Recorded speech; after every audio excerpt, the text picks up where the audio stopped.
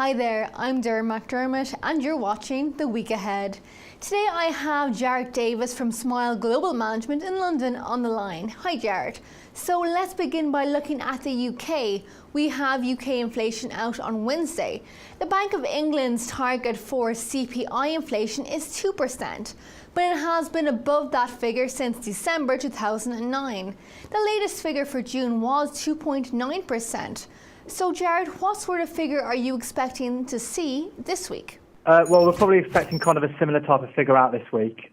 I think the main focus of that report this month is the fact that we think the MPC are going to introduce forward guidance, and there's a lot of people that believe, a lot of analysts believe they're going to actually tie it to unemployment rate. So they're looking for like between 6.5 and 7% unemployment rate.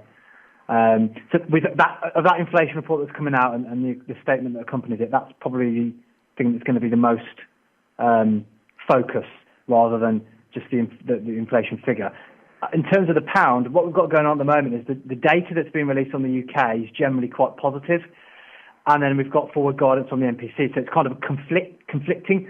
So on the one hand, it's quite bullish for the pound, on the other hand, it's quite bearish. So if I had to kind of hazard a guess, I would say that the MPC's stance would probably win over in terms of being bearish for the pound. But we're basically staying out of that one at the moment until it becomes a bit more clear, pretty much. And moving over to the Eurozone, we had some positive market PMI figures. However, retail sales fell, which might indicate recovery will be weak. Now, Jarratt, are you feeling bullish or bearish in regards to the Eurozone for this week? Okay, the Eurozone, like you say, the data's come out, some positive data, then kind of a little bit weak. Overall, the data's kind of been less than impressive from the Eurozone. The sentiment overall is a little bit bearish from our perspective. There's also issues, we've got the things going on with Greece and Italy. Those things haven't really completely gone away. Generally, we are bearish on the Eurozone. However, there are things kind of risk-on sentiment and stuff like that keep propping it up. It's not quite falling as we'd expect it to. There's a lot of minor releases out this week. I think we've got some German reports coming out.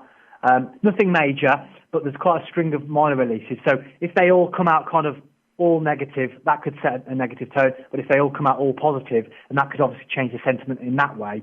But apart from that, not really much focus on the euro this week for us. We're kind of, like I said earlier, looking more about what's going on with the pound and some of the other currencies rather than the euro. That's kind of taken a little bit of a backseat this week. And now, Jarratt, let's have a look at Asia Pacific. We have rate decisions from South Korea, Japan and Australia. We also have some data coming from China. Now, are you expecting to see anything interesting from these countries this week? And which country will you be focusing on? Our focus on that area is basically the RBA, the Australian dollar. Because basically they're supposed to be cutting rates. There's a lot of expectation for them to cut rates on Tuesday by 0.25%. There's also the poor data coming out from China also affects Australia as well. So the Australian dollar is the currency that we're watching from that area this week for those reasons. Now the market's been pricing in a rate cut over the last week. It's been dropping quite heavily. Our expectation is that they will cut. Purely because as a central bank, they actually want the Aussie dollar to fall in value even further. They've said that a few times.